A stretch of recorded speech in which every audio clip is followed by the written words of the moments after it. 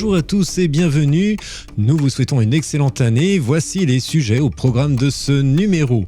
70% de fruits, le haut de gamme de Léonce Blanc s'agrandit. Gardons la figue artistique avec Saint-Mamet. Nuriche, l'accélération végétale de Belle. Le maquillage passe éco-responsable chez Coty. Terroir et vignerons de Champagne, la succession de la CRVC et de Nicolas Feuillat.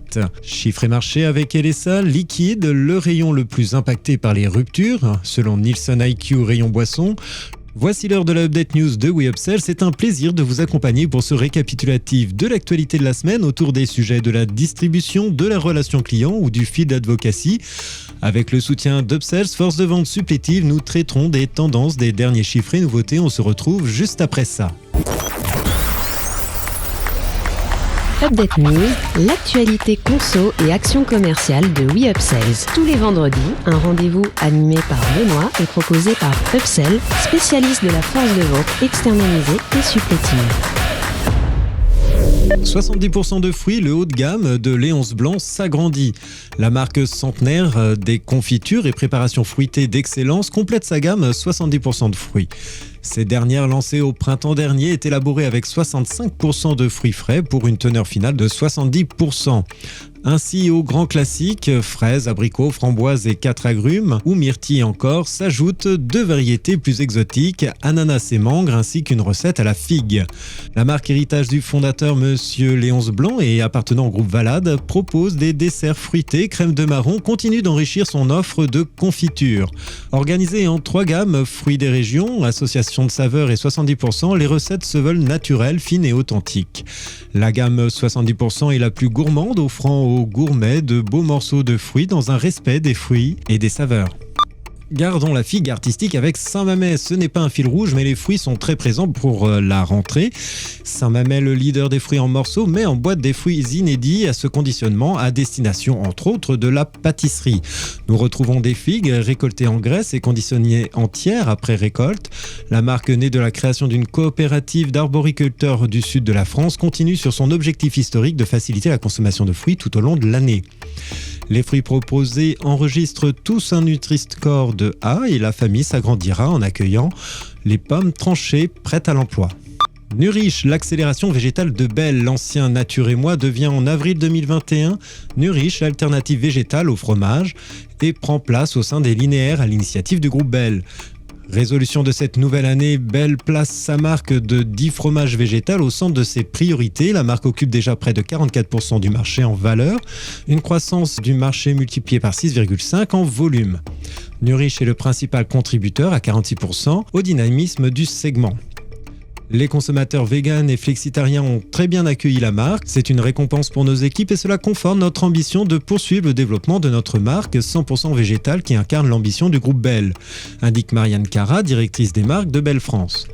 LSA précise qu'afin de continuer sur cette lancée, la marque dont les produits sont fabriqués à Saint-Nazaire va faire évoluer ses recettes pour intégrer de l'huile de tournesol d'origine européenne et une teneur en protéines augmentée.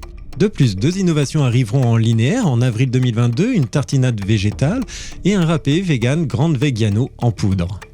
Le maquillage passe éco-responsable chez Coty. Le groupe Coty, représenté entre autres par les marques Rimmel et Bourjois, décide de diminuer son empreinte environnementale, un engagement qui implique de développer de nouvelles formules plus naturelles et des packagings éco-conçus. La grande distribution se verra dotée de maquillage arborant le nouvel étui à base de résidus de pulpe de canne à sucre sous le label FSC et OK Compost. Une économie de 5 tonnes de plastique a été évaluée par le groupe. Bourjois et Rimmel seront les premières marques de Coty France à porter les valeurs d'éco-conception du groupe à travers cette initiative inédite en grande distribution de packaging secondaire en carton, explique le groupe Coty dans son communiqué de presse. Le packaging est prévu pour s'adapter aux contraintes de présentation en magasin. La gamme LC Mix de Bourjois et la ligne Kind Free de Rimmel sont les premières à adopter ce nouvel emballage, de même que des formules clean et vegan.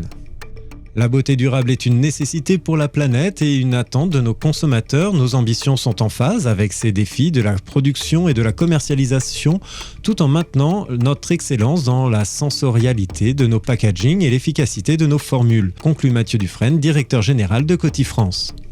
Terroir et vignerons de Champagne, la succession de la CRVC et de Nicolas Feuillat.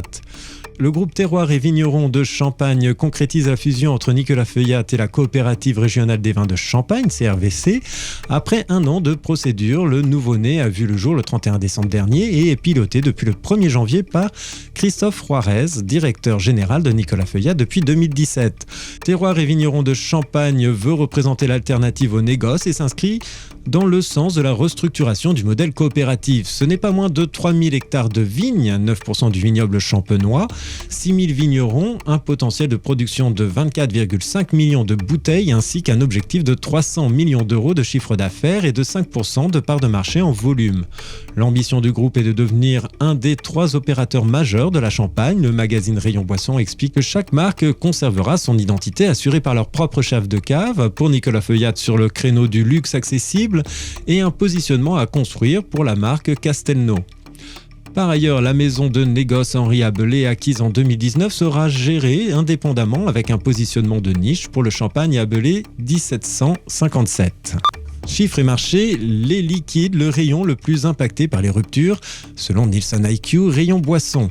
Alors que le phénomène de rupture en magasin fut l'un des faits marquants de 2020, suite au surstockage de la part des consommateurs, les statistiques de Nielsen IQ étaient très attendues pour la fin d'année 2021. Elles font état d'un retour à la normale sur 12 mois, arrêté à P11 2021, un taux de rupture en rupture de l'ordre de 4,1%, ce qui représente à l'échelle des PGC en hyper et super 3,5 milliards d'euros de manque à gagner. Dans le détail des rayons, les liquides apparaissent comme les plus impactés par le phénomène de rupture, avec un taux de 4,8% en valeur et un taux de rupture de 6,2%. La bière est la catégorie la plus impactée par un manque à gagner qui s'élève à 170 millions d'euros.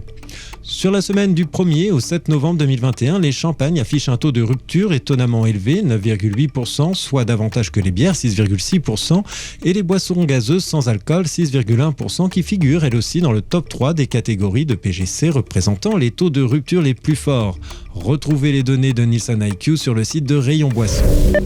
Merci de votre écoute et nous nous retrouvons la semaine prochaine. En attendant, abonnez-vous à la chaîne et au podcast de WeUpsells pour ne manquer aucune actualité. Enfin, n'hésitez pas à commenter et réagir sur les sujets. Les équipes d'Upsell et moi-même, nous vous souhaitons d'excellents moments à tous.